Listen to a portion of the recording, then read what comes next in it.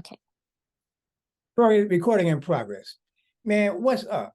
I mean, it seems like I haven't seen you in like a year. You don't call me, you don't write me, you don't love me no more. What's up? Yeah, it's been a very busy year overall, since last summer. I Yeah, think the last time I spoke to you was last summer, yeah, yeah. and that was yeah, that was before my second year of med school. So since then, I have been through my second year of med school, which started last year in August, and now it's I finished in around I think end of April, and then since then I've been studying because I had to retake a class. One of the semesters of pathology, I was not able to pass it. It was Oh, kind of difficult, so okay. I took it over the summer again, and then I also have been studying for my board exams because I need to take the first set of board exams for medical school this summer before I start my rotations, which is going to be like working in the hospitals and clinics. Oh my God, And you're in yeah, rotations already? yeah, Oh man. Oh man, I'm so proud of you. That's great. yeah. And I'm not starting my rotations until the end of August because I had to postpone my board exams to the middle of August since I wasn't fully prepared, so I needed more time. And so yeah, I'll start in the end of August, but for But, now but I'm like, just studying. but I mean, like, Lubna, I mean, the millions of people who, I mean, I can't do that. I would never want to do that. But I mean, Mm. congratulations, man. That's wonderful. Thank you, William. Thank you so much. And yeah, it's just been part of the reason why I haven't been able to talk to both you and other people. Like I feel like I've put a lot of my relationships and friendships on hold because I've just been so busy with school, and it's just hard to uh or maybe this is something I've been thinking about too, like with other people, some friends I knew from childhood. I feel like I've outgrown them because grad school and especially med school really changes us. It changes me. It changed me a lot. And so I feel like I've grown apart from people I used to know before medical school a little bit. And how has it changed you? It just made me more mature and more humble. And like there are people I know who aren't in medical school who are like my classmates from college and even before college. And I just feel like when I talk to them, I can't really like I'm not the same as I used to be because I have to be more cognizant of how I use my time, and I'm more like I think like having to work so hard and going through so much failure and struggle and having to wake up so early every single day, it just changes. Like there's no like avoiding being changed by all of that. So No, I no, think I know that's what you mean. In other yeah, words, like you are well, you're a unique group of people yeah. with unique lifestyle. Hmm. And like you say, you can't waste your time because you don't have time to waste. Right, right. And what I really admire about you is that you were willing to take the risk to fail. And you Yeah. failed, but you got up and you did it again. Yeah, yeah. Now that's Thank you. commendable, man. I love that. Thank you, William. Yeah. You And know? if you recall, I actually listened to one of my conversations with you that you had published on YouTube from before I started med school, and I was telling you about how I don't think it's like right for me, and I feel like Yes. my life is over because I'm gonna go to med school. But now looking back at that, actually, this is one of the best things, even though it's been very difficult, it's the best thing that ever happened to me. And I think like having to suffer or having to fail and like go through things, it it improves you. It helps you grow as a person. So that's Exactly. what it did to me. Exactly. I mean, like, if there's no failure, then why Mhm. bother? Right, right. Because you're not learning. Exactly. Yeah.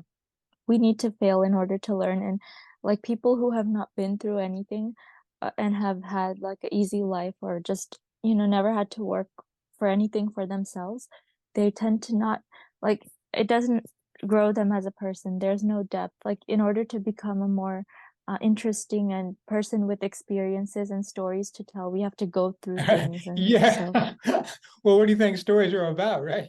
yeah. So, But so you're saying then that your colleagues, your pre-med school colleagues, their stories are a lot different from yours. Yeah, and especially since we're all in our 20s, a Mm. lot of people who have from my that I knew before med school, and I don't use social media that much anymore. But I do see sometimes on, for example, my Instagram stories, people who I used to know from college at Columbia, they work now, but they do have a lot more, I guess, free time to just do things like go out and things like that. And maybe also it's just my personality. I'm a very introverted person and I prefer spending my time like writing, doing more solitary activities. But anyway, it's such a contrast between my lifestyle and other people's lifestyle my age. And I think it's there's nothing wrong with that. It just makes me aware that and I'm like discovering my own identity more and more and how that type of person I want to be. And it's not like other people. So Yeah, I again, like this is a unique path you're on, and mhm. your mother was very wise in suggesting that you do this. Yeah. And that's another thing that I wanted to like talk about my mom before I went to medical school. Like I remember I had a rebellious phase where I wanted to like I used to live in New York and I wanted to continue living there and be an artist, but my mom like made me come back and she was like, "No, that's not gonna work and you have to come back to California and finish your MPH and apply to medical school."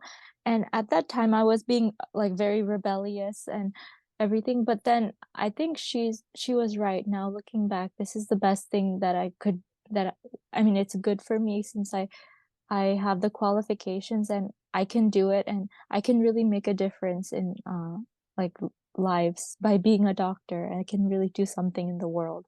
So I'm happy that she made me do this. Isn't that something about, I think that's commendable. You can recognize the wisdom of your mother, in your 20s. Yeah, yeah. Sometimes it takes many, many years before people say, oh, my parents were right. What was I thinking? Right. Right. Yeah, a lot of people definitely. I mean, I've been like that before too. I've always thought I know better than my mom, but Well, and also maybe let me ask you this question. Just let me ask you this question. I mentioned this question because I teach in high school now. I went back to work oh, okay. and I'm teaching 16-year-olds, right? Hmm. Hmm. Now, I'm like, what, four times their age or whatever it is. Hmm. So how is it, I mean, how can you tell me, 16-year-old, what life is all about? You've only lived 16 years. How do you know that? Right. Exactly. I mean, Yeah. what's the mindset? Hmm. The Of answer a six. I come up with is just ego. Yeah. Yeah, actually there's one of my professors told me about this study about Mhm.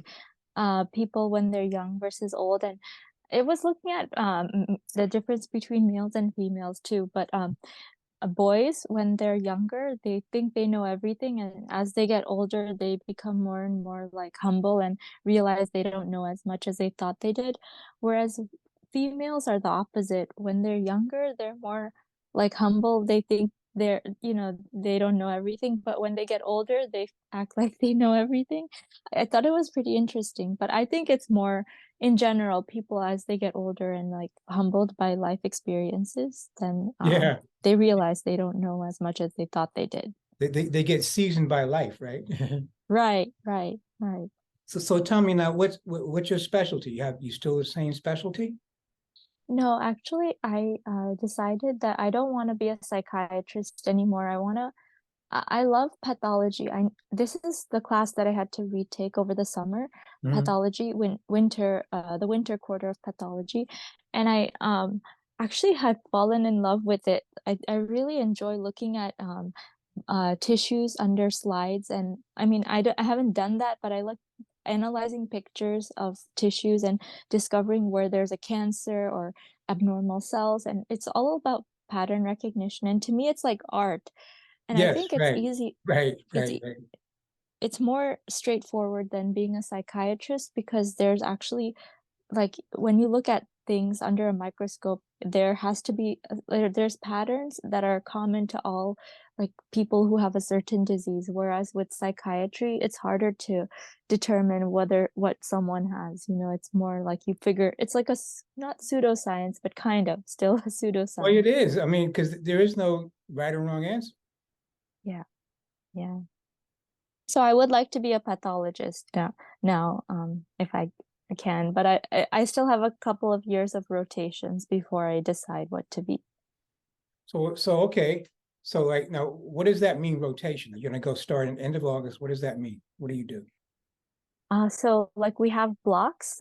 Every block is 1 month long, and for rotations we have each block. I think a total of I don't know how many blocks, but like a year and a half of blocks. And each block we rotate or we like kind of follow a doctor and work with a doctor in a particular specialty Oh, I see. wherever they work in a clinic or a hospital. So we rotate under a doctor. 1 month it could be like a pediatrician. The next month it would be a psychiatrist.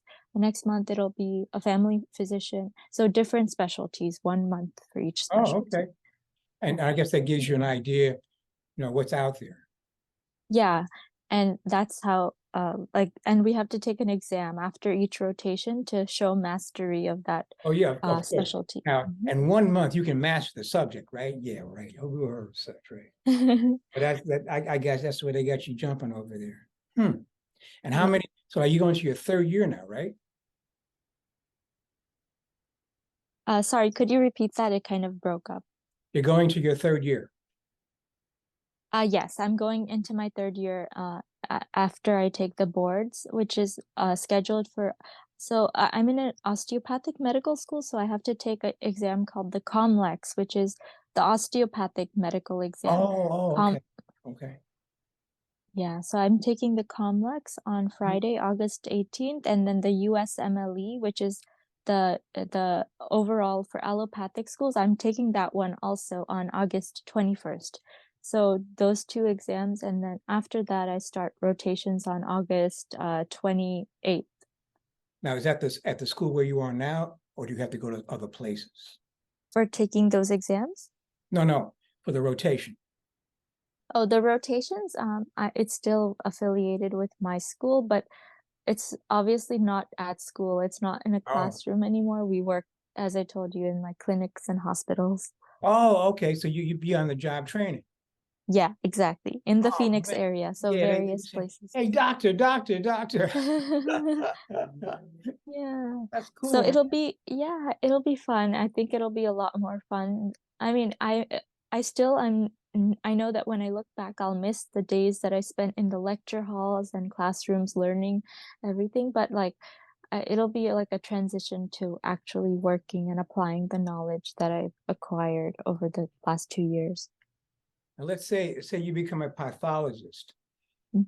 Like, do you have to do an internship with that too? Yeah, so it's like a residency after medical school. So I would have, I think, 4 or 5 years of working as a resident. And then after that, if I want to specialize in a certain type of pathology, like neuropathology or nephropathology or cardiopathology, just different, there's different subsets. And so I could choose to do that, or I could just be a general pathologist. So which one pays the most money? In specialties or in subspecialties of pathology. In pathology, I mean, yeah, I mean, the general pathologist or a specialist in pathology. I think the specialists are paid a lot because they're experts in whatever field. Like hematopathology, that's like blood cell Mhm. cancers, like Oh, okay. leukemia, lymphoma, Oh, those yeah, things. yeah, yeah, yeah. Yeah, they're paid a lot because it's really challenging. Like I've had to learn about that, like looking at blood slides of blood cells and seeing Mhm. what type of cancer they have. But it's very challenging and it takes a lot of expertise. So I'm sure they're paid a lot. But any special person who specializes deeper into one subspecialty is paid a lot. Because it takes more time. Yeah, exactly. So it'd be a 5-year internship. That's a long time. Yeah, it is. But I think no matter what we do, even if it takes a long time to get there, we still are living our lives. Like I still have Yeah, right. memories, making memories, having stories to tell. It's not like I'm like sacrificing my life, and it's Yeah, still my part of my life. It's I know. residency and stuff. Yeah. I just stuff. That's what you do. Yeah, yeah. Mhm. So do you have a lot of more med friends?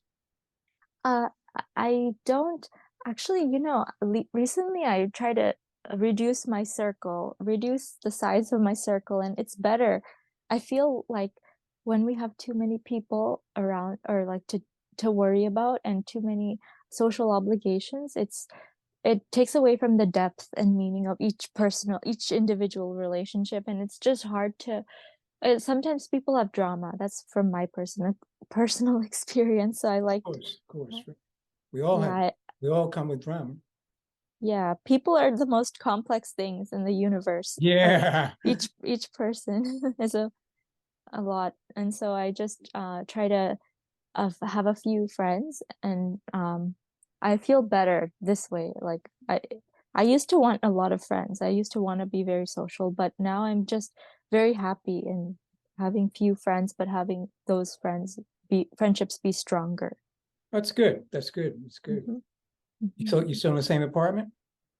Yes, uh-huh. I still stay in the same apartment, and I'm hoping that after med school, I will buy a house or so. I don't know how that works. It's like so far away, but I want to stay in Arizona. I really love Arizona.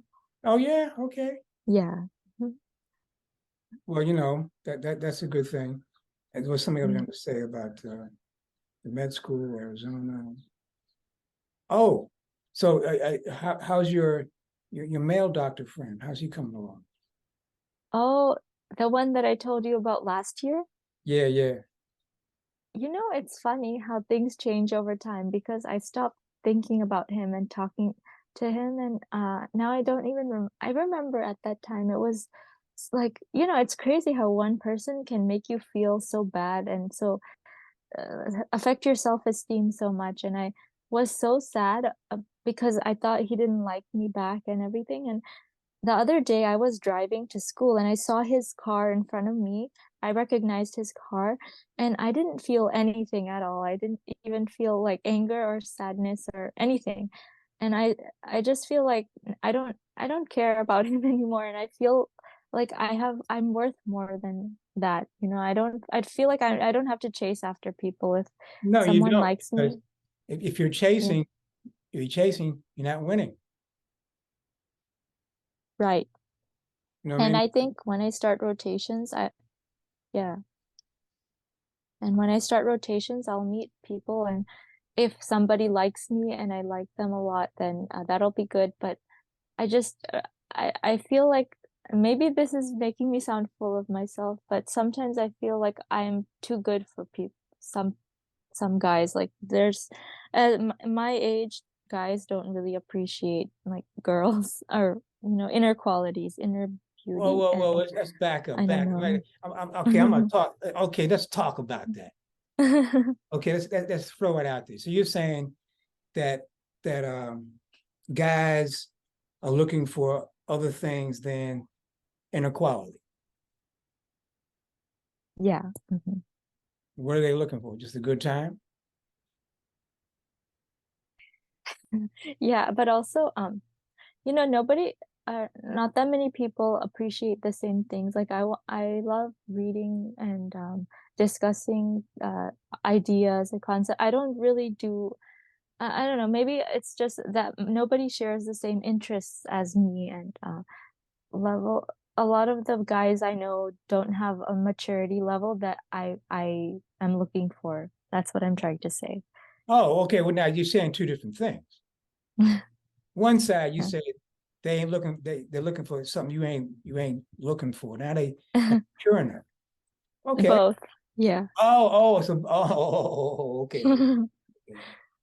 Okay. So you like someone who will be um suave and debonair, uh, uh, parler français,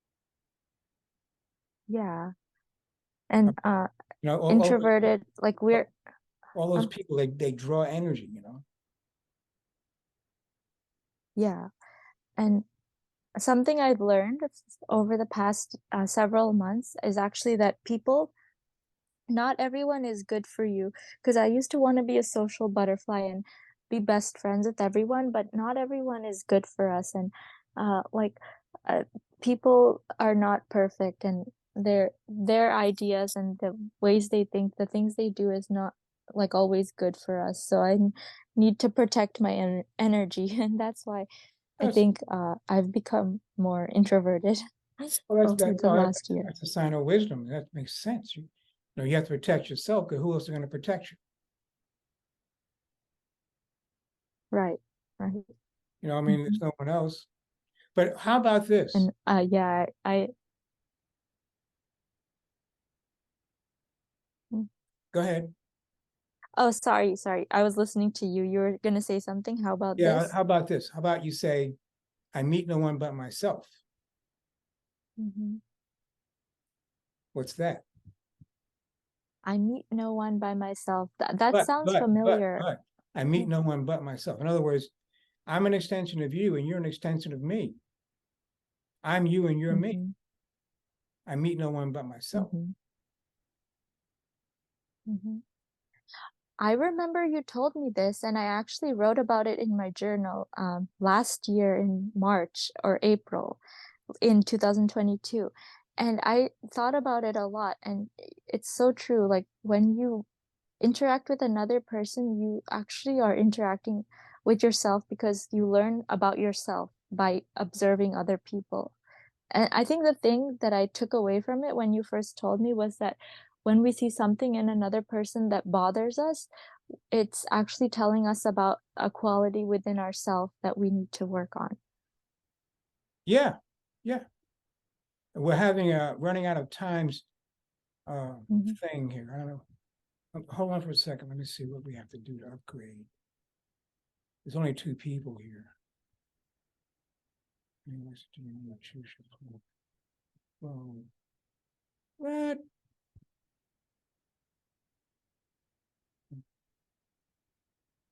Oh man, I don't need any either of us. Well, we're not going to take one of those. We'll just let it out. We can go back on. mhm. Yeah, Yeah, we can get back on if you want to, or yeah, we'll do it that way because mhm, we would have to do that. Yeah, so that's so true, and but meeting, I mean, the whole thing is we I create my own reality yes, and I yes. see my own reality. I respond to it. Like, we have the difference between pain. That's what, you go Mhm, to the doctor and what's the pain? mhm, And then we have suffering. mhm, Suffering is the emotional component of, an abnormal situation that gets our attention. mhm, So pain, mhm, the body gives us pain to let us know that something needs to be taken care of. And the suffering is similar. mhm, mhm.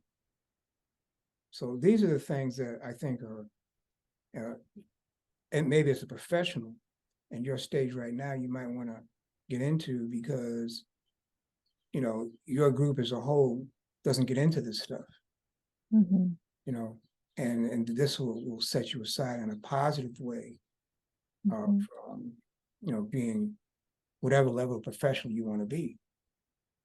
Because at the end of the Right. day, you could be the top, whatever, but if you can't get along with people, or worse, you can't get along with yourself, what good is it? Mhm. Right. Right. You have to deal with your, own issues and your own problem before trying to save other people. Yeah. I think that's a lot of people, they have all these movements and like protests and about this and that. And from my observations, I mean, it's all good and stuff that people want to change the world, but they do that without really paying attention first at home. Like at Hmm. home within themselves, are they okay? Like, are they good within themselves? Like, people focus so much outside of themselves that they neglect inner development and whatever who developing who they are, and um you know what I mean, right? As a Right. person, like Of within course. themselves. Yeah. So now here's the deal. You know, the cross, right? Cross, Yes. right? Hmm. So you have a horizontal and a vertical. Hmm. The horizontal lines are mundane line. Hmm. The vertical lines are spiritual line. Hmm. So now the purpose of everybody, whatever your position is on the mundane line, is to grow spiritually. Hmm. In other words, you could be a garbage picker, right? But Hmm. that's just your function on the horizontal. But you have to grow Hmm. as a human being vertically. Hmm. Now, on the other, Yeah. it's like, he the X, Y, and Z axis type thing, you know what I mean? Yeah. So when we have these, this is what it's about. It's about growing vertically wherever your horizontal task is. Hmm. Because at the end of the day, they're not going to say, were you the best doctor in the world? They're going to say, what type of person were you? Hmm. Let, Hmm. let me look at your spiritual bank account, as it were. Yeah. Yeah. Mhm. Exactly. Yeah. And I feel like I've heard, maybe you're the one who told me about that horizontal and vertical thing uh before, but I heard it before somewhere. Anyway, it's the same thing with everything. I think that metaphor is applicable to a lot of things. Like I was just telling you about keeping your circle small. Like growing horizontally means having a lot of Yeah, friends or a lot of everything, but vertically means depth. And right. same thing with anything, like even your profession, like or your achievements. You can grow horizontally and have a lot of achievements and a lot of thing like accolades and stuff, but you also have to grow vertically with like depth inside of you and uh character and those Yes, things that are not readily visible. that's true. And so what I'm just getting at, Hello. yeah, I'm here. Hmm. Oh, if we get disconnected, I'll get you back on. Yeah. Hmm. What I'm saying is that that's maybe you should, Okay. hmm? Hello? Oh, yeah, sorry, I'm listening. Yeah. So that's something that you might want to look at. How did you say, Hmm. get the depth into you as a Hmm. person, not something, and into your profession, because your profession can't be deep if you're not deep. Right. Right. Yeah.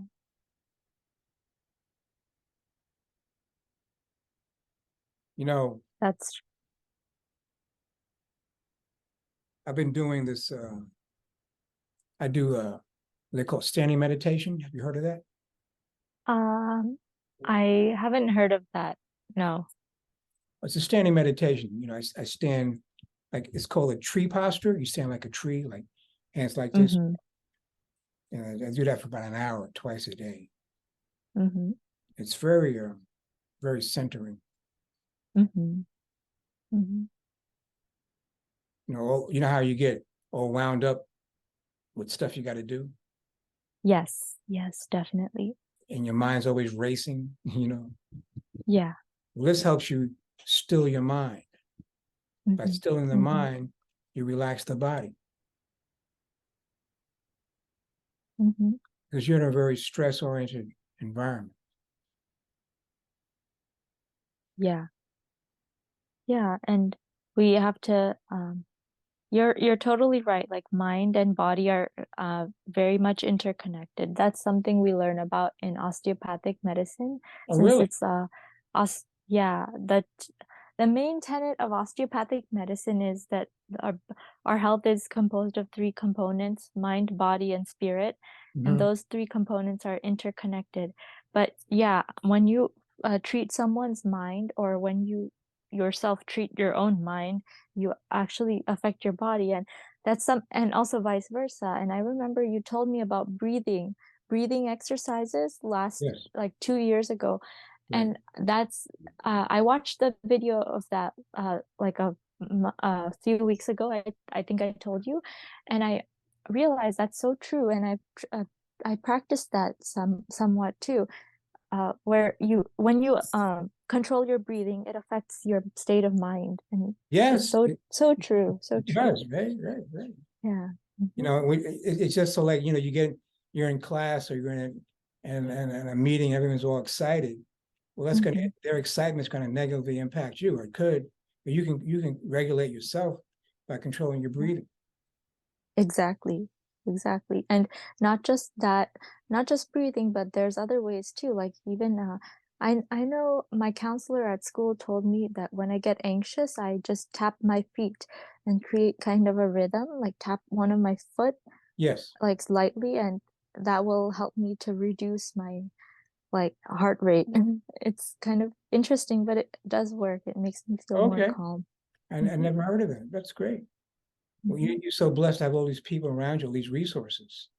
Yeah, yeah, and that's one thing I think being grateful for everything I have helps me make better use of the things I do have because I forgot where I heard this. It's like gratitude leads you closer to the source of blessings.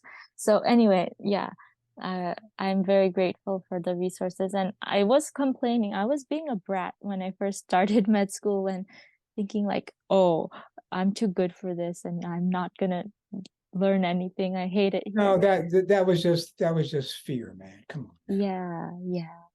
And now I'm very grateful though, and I'm making good use of everything I have. I'm learning so much. I learned so much in just 1 year since Wow. the last time I talked to you. Well, okay, let's sign off now because we less than a minute. It's almost time to go. And I'll click Mhm. back on, right? Okay, sounds good. All right.